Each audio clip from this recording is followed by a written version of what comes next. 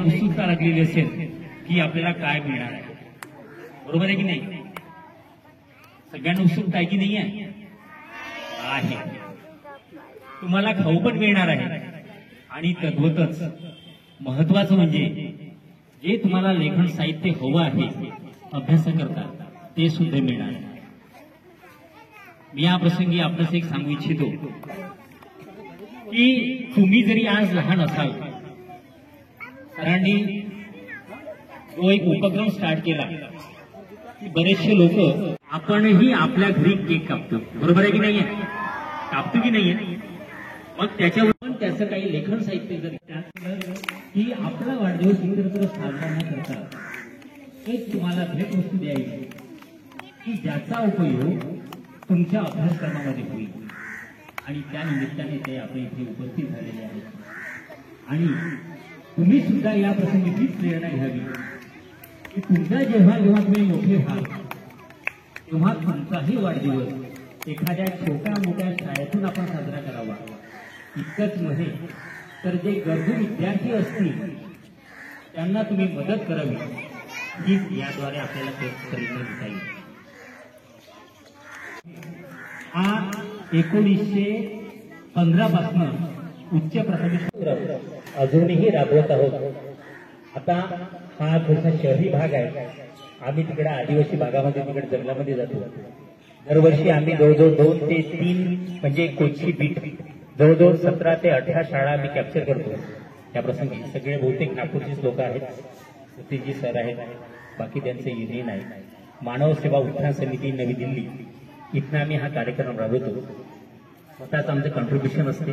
आम्ही त्या कॉन्ट्रीब्युशनद्वारे सगळ्यांना त्या भेटवस्तू पुरवण्यात येतो की जेणेकरून पोरं आपल्या आयुष्यामध्ये अशाच प्रकारचे उपक्रम ते राबवतील.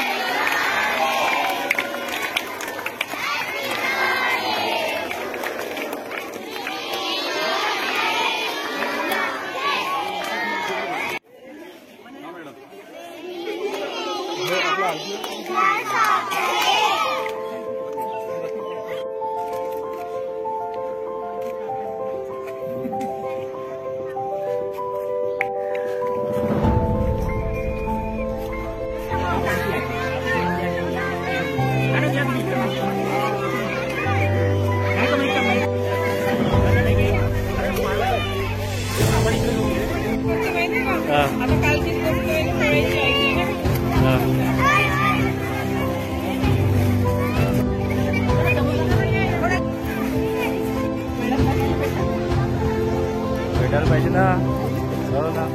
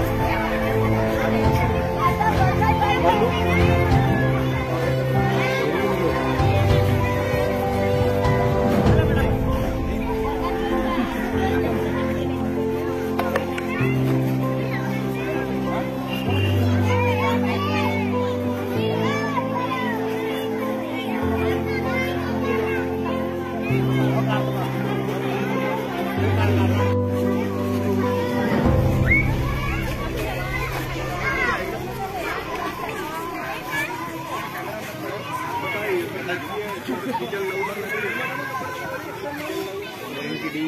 नको लावा ते सांगितलं सर चला एक घेऊन घ्या हो जा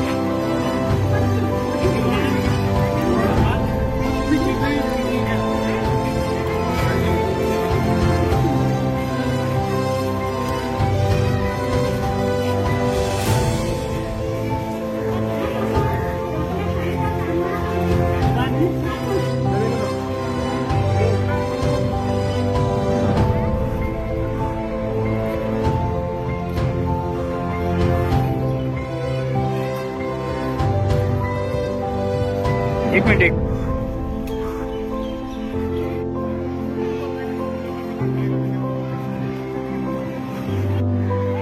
नमस्ते दादा, हा उपक्रम कसा का राबवण्यास चालू केला तुम्ही? उपक्रम ऍक्च्युली असा आहे की जेव्हा मी लहान मला हे सगळं शाळेसाठी काय नोटबुक, दिवाळीमध्ये कपडे, फटाके अशा सगळ्या वस्तू मला लहानपणी नाही मिळाल्या. आज आपण मोठं झालो, आपल्याकडे सगळं काही आहे, पण ते लहानपण नाही आहे. तर त्यातून एक असं विचार आला की आपण का नाही त्या मुलांसाठी करत ज्यांच्यापाशी ते नाही आहे. कारण लहानपणी बाजूच्या मुलाजवळ बॅग असणं ना आपल्यापाशी फाटला बॅग असणं याला ही काय फिलिंग असते हे मी खूप जवळून बघू शकतो. तर माझा त्याच्यावर असाच विचार झाला की आपण पूर्ण नागपूर शहरातल्या मुलांना तर देऊ शकत नाही, पण जर आपण चारही मुलांना देऊ शकलो तरी आपण ते त्यांना मदत केली पाहिजे. आणि दरवर्षी वाढदिवसाच्या निमित्तानं माझे 100 ते 150 यावर्षी 200 मुलांना स्कूल बॅग वाटप राहते. आणि यावेळेस आम्ही शैक्षणिक साहित्य हे वाटप केलं.